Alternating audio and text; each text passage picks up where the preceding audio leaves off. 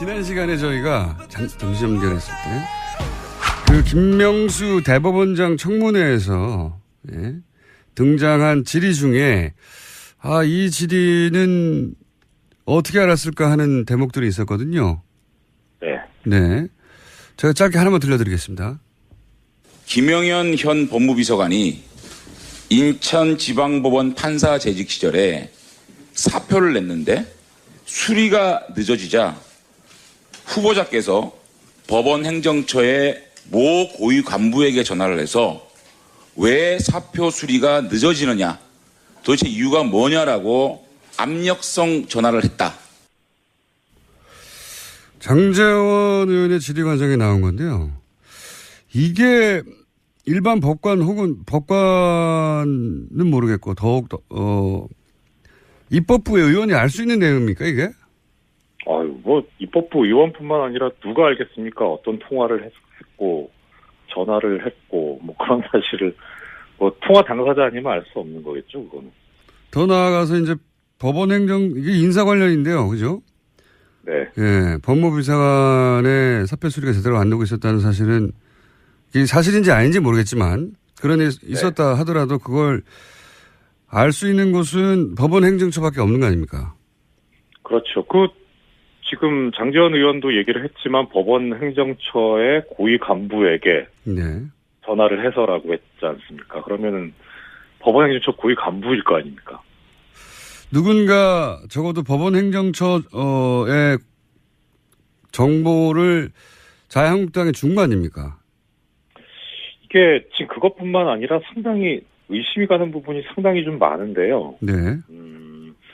그러니까 지난번에 말씀 주셨을 때 제가 좀 특별히 의심이 가는 사람이 있다라고 말씀드렸었잖아요. 네네. 그 의심의 근거는 뭐였나요?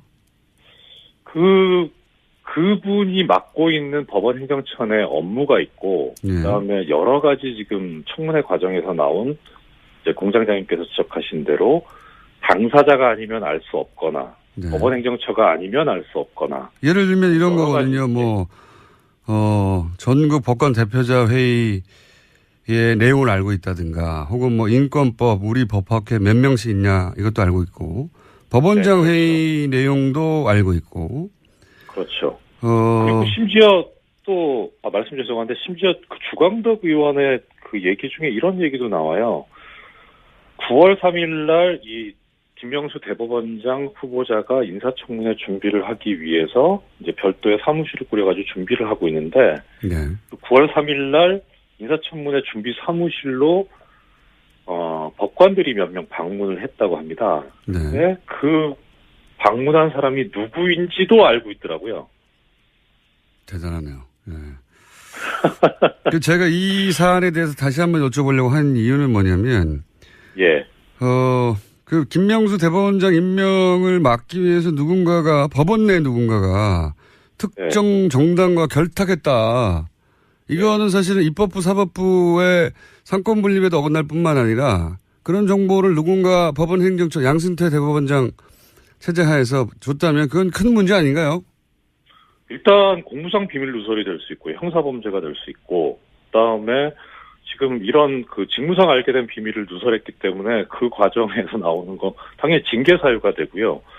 여기에 대해서 또 주광덕 의원이 상당히 의미심장한 얘기들을 많이 합니다. 지금 제 국회 속기록을 가지고, 회의록을 가지고 말씀을 드리고 있는데요. 여기에 보면은 지금 법관들로부터 얘기를 듣고 있다. 법관들로. 이런 얘기를, 그리고 그 다음에 공장장님께서 말씀하셨던 전국 법원장 회의가 있는데요. 그때 법원장 회의 때 회의록이 있냐 없냐를 가지고 청문회 초반에 상당히 여러 공방이 오갔었거든요. 근데 결국은 이제 회의록은 없다라고 법원행정처 기획조정실장이 얘기를 합니다. 그래서 아마 없는 것 같아요. 그리고 다만 이제 주광덕 의원이 뭐라고 얘기를 하냐면 여기에 관해서 계속 이제 녹음 파일이 있다는 얘기를 하거든요. 녹음 파일. 그러니까 이 기조실장이 뭐라고 얘기를 하냐면 회의록은 작성을 하지 않는데, 근데 다만 그때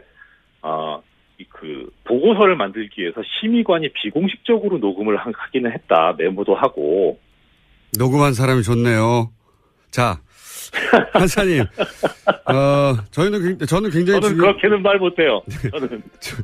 중요한 문제라고 생각하는데 아무도 거론하지 않아서 다시 한번 짚어봤고요. 오늘은 여기까지 해야 될 것 같습니다. 민이어서. 네. 다시 한번 시간을 마련하겠습니다. 저는 이 문제가 중요한 문제인 것 같아서요. 저도 그렇다고 생각합니다. 오늘 말씀 감사합니다. 예, 안녕히 계십시오. 이정열 판사였습니다. 그리고 자꾸 지금 이제 국회 인사청문회 과정에서 여야가 뭐 보수다 진보다 이렇게 막 성향을 이렇게 막 어떻게 보면 이름을 그렇게 매겨가지고 자꾸 저렇게 평가들을 하는데 법관들 사이에서의 이념적인 성향의 차이는 정치인들의 여야의 이념적인 차이가 이렇다 그러면 폭이 이 정도밖에 안 된다.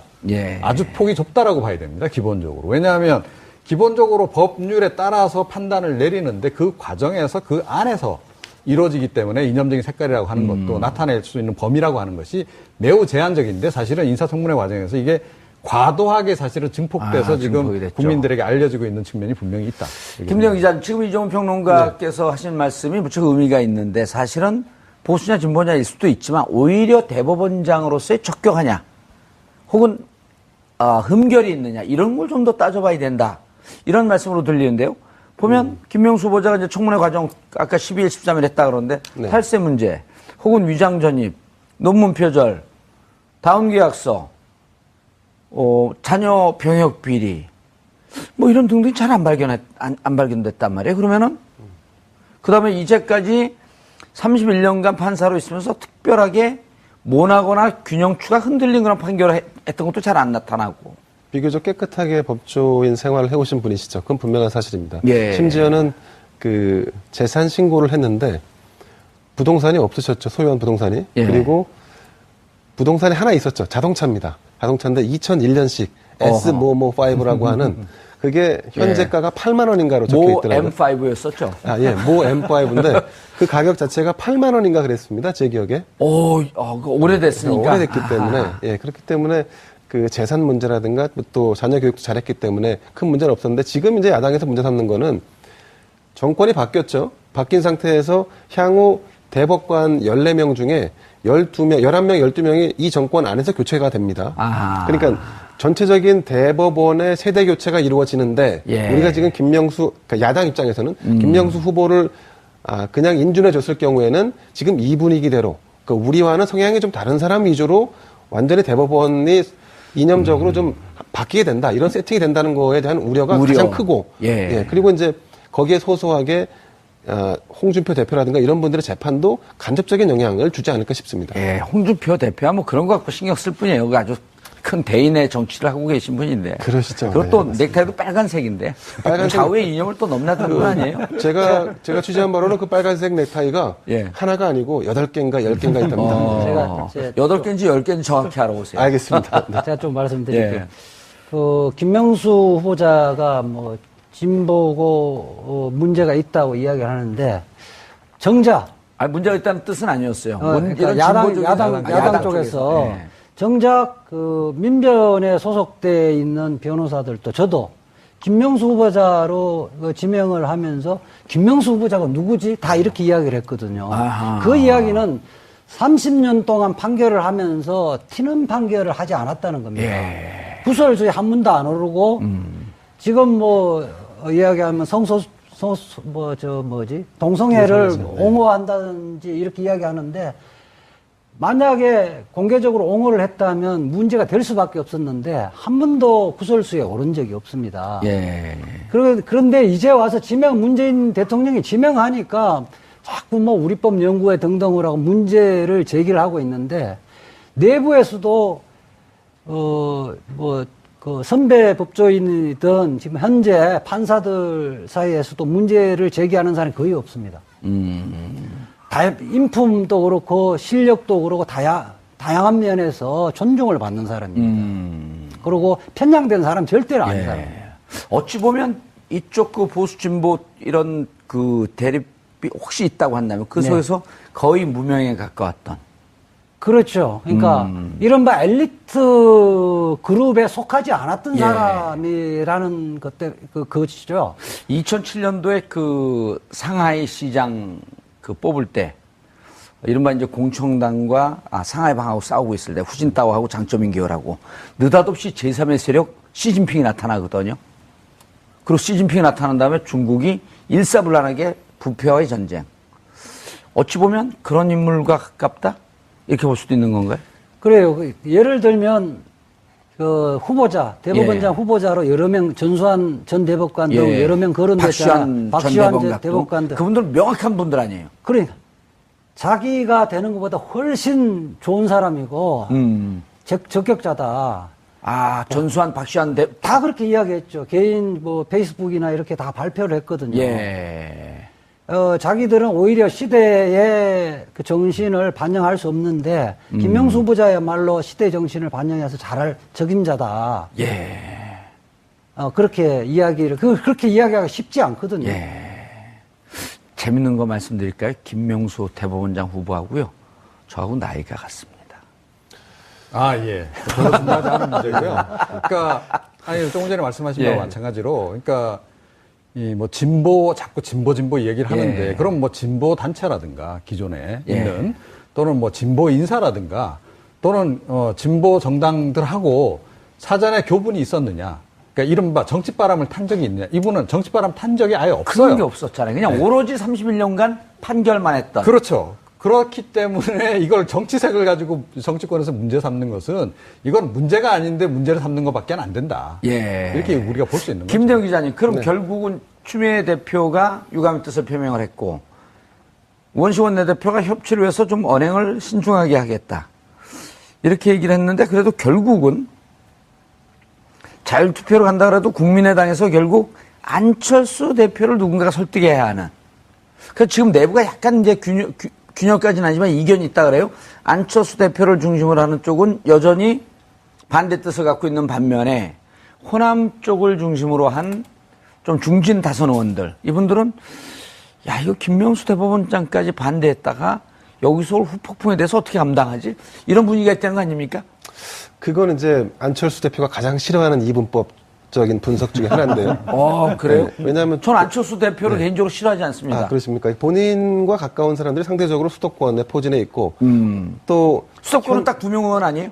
김성수 비례대표. 수도권과 비례대표가 있죠. 아, 수도권과 비례대표. 네. 그리고 이제 호남 쪽에서 지역구 의석을 가지고 있는 국회의원들은 아무래도 과거 민주당이었던 분들과 또 가깝기도 하고 그렇죠. 그리고 성향 자체가 호남 민심을 반영할 수밖에 없기 때문에 아무래도 같이 가는 분위기가 있는데 그 국민의당을 과거의 정당을 보는 시각에서 조금 벗어나서 볼 필요도 없지 않아 있다. 저는 이런 말씀 드리고 싶은데. 과거의 시각이라 하면? 과거라고 하면 당대표가 내가 입장을 정하면 그대로 가는 게 그게 곧 법이야. 라고 하던 그런 권위주의적인 시절이 있었죠. 근데 지금 현재 이건 좀 안철수 대표한테 좀 아픈 얘기지만 안 대표가 자기 입장을 정한다고 해서 의원들이 따라가지 않습니다. 다 당을 장악하거나 이런 분위기는 아니죠. 그렇습니다. 당을 장악하지 않는다고 하는 것은 일정 부분 권위가 내려져 본인이 의도했던 의도하지 않았던 권위가 좀 내려가 있는 거고 그러면 여기서 자율투표를 한다는 것은 어떻게 보면 가장 이상적인 투표 행태일 수도 있습니다. 그렇기 때문에 지난번에도 한 절반 정도가 찬성을 하고 절반 조금 넘는 인원이 반대를 했던 건데 이번 사안도 아마 그럴 것 같고 사실은 국민의당에서 염려하는 것은 지금 현재 김명수 대법원장을 통과시키기 위해서 추미애 대표나 우원식 원내대표나 아니면 대통령이 머리를 숙였다라고 하는데 그게 언제까지 갈지에 대한 반신반의하는 분위기도 없지 않아 있죠. 알겠습니다. 예, 세 분 시간 내주셔서 감사하고 인사하시고요. 있고 그다음에 여러 가지 지금 청문회 과정에서 나온 이제 공장장님께서 지적하신 대로 당사자가 아니면 알 수 없거나 법원행정처가 아니면 알 수 없거나 예를 들면 이런 거거든요. 전국 법관 대표자 회의 의 내용을 알고 있다든가 혹은 뭐 인권법 우리 법학회 몇 명씩 있냐 이것도 알고 있고 법원장 회의 내용도 알고 있고 그렇죠. 그리고 심지어 또 말씀 죄송한데 심지어 그 주광덕 의원의 그 얘기 중에 이런 얘기도 나와요. 9월 3일 날 이 김명수 대법원장 후보자가 인사청문회 준비를 하기 위해서 이제 별도의 사무실을 꾸려가지고 준비를 하고 있는데 9월 3일 날 인사청문회 준비 사무실로 법관들이 몇 명 방문을 했다고 합니다. 근데 그 방문한 사람이 누구인지도 알고 있더라고요. 대단하네요. 제가 이 사안에 대해서 다시 한번 여쭤보려고 한 이유는 뭐냐면 그 김명수 대법원장 임명을 막기 위해서 누군가가 법원 내 누군가가 특정 정당과 결탁했다. 이거는 사실은 입법부 사법부의 상권 분립에도 어긋날 뿐만 아니라 그런 정보를 누군가 법원 행정처 양승태 대법원장 체제 하에서 줬다면 그건 큰 문제 아닌가요? 일단 공무상 비밀 누설이 될 수 있고 형사범죄가 될 수 있고 그다음에 지금 이런 그 직무상 알게 된 비밀을 누설했기 때문에 그 과정에서 나오는 거 당연히 징계 사유가 되고요. 그 여기에 대해서 또 주광덕 의원이 상당히 의미심장한 얘기들을 많이 합니다. 저기 지금 제 국회 속기록을 가지고 회의록을 가지고 말씀을 드리고 있는데요. 네. 여기에 보면은 지금 법관들로부터 얘기를 듣고 있다. 법관들로 이런 얘기를 예. 그리고 그 다음에 그 공장장님께서 말씀하셨던 전국 법원장 회의가 있는데요. 네. 그때 법원장 회의 때 회의록이 있냐 없냐를 가지고 그 청문회 초반에 상당히 여러 공방이 오갔었거든요. 네. 근데 결국은 이제 회의록은 없다라고 그 법원행정처 기획조정실장이 얘기를 합니다. 그래서 아마 없는 것 같아요. 그리고 다만 이제 주광덕 의원이 뭐라고 얘기를 하냐면 여기에 관해서 계속 이제 녹음 파일이 있다는 얘기를 하거든요. 녹음 파일. 예, 그러니까 이 기조실장이 뭐라고 얘기를 하냐면 회의록은 작성을 하지 않는데 근데 다만 그때 그 보고서를 만들기 위해서 심의관이 비공식적으로 녹음을 하기는 했다. 메모도 하고. 녹음한 사람이 좋네요. 자, 판사님, 저는 굉장히 그렇게는 말 못해요. 저는 중요한 문제라고 생각하는데 아무도 거론하지 않아서 다시 한번 짚어봤고요. 오늘은 여기까지 해야 될 것 같습니다. 민이어서. 네. 다시 한번 시간을 마련하겠습니다. 저는 이 문제가 중요한 문제인 것 같아서요. 저도 그렇다고 생각합니다. 오늘 말씀 감사합니다. 예, 안녕히 계십시오. 이정열 판사였습니다. 그리고 자꾸 지금 이제 국회 인사청문회 과정에서 여야가 뭐 보수다 진보다 이렇게 막 성향을 이렇게 막 어떻게 보면 이름을 그렇게 매겨가지고 자꾸 저렇게 사실을 뭐 통화 당사자 아니면 알 수 없는 거겠죠, 그거는. 더 나아가서 이제 법원 행정 이게 인사 관련인데요, 그죠? 네. 예, 법무부장관의 사표 수리가 제대로 안 되고 있었다는 사실은 이게 사실인지 아닌지 모르겠지만 그런 일 있었다 하더라도 그걸 알 수 있는 곳은 법원 행정처밖에 없는 거 아닙니까? 그렇죠. 지금 장제원 의원도 얘기를 했지만 법원 행정처의 고위 간부에게 전화를 해서라고 했지 않습니까? 그러면은 법원 행정처 고위 간부일 거 아닙니까? 누군가 적어도 법원 행정처의 정보를 자유한국당에 준 거 아닙니까? 이게 지금 그것뿐만 아니라 상당히 의심이 가는 부분이 상당히 좀 많은데요. 네. 그러니까 지난번에 그 말씀 주셨을 때 제가 뭐 좀 특별히 의심이 가는 사람이 있다라고 말씀드렸었잖아요. 네네. 그 의심의 근거는 뭐였나요? 그분이 맡고 있는 법원 행정처 내 업무가 지난 시간에 저희가 정시 연결했을 때 그 김명수 대법원장 청문회에서 등장한 질의 중에 이 질의는 어떻게 알았을까 하는 대목들이 있었거든요. 네. 제가 짧게 하나만 들려드리겠습니다.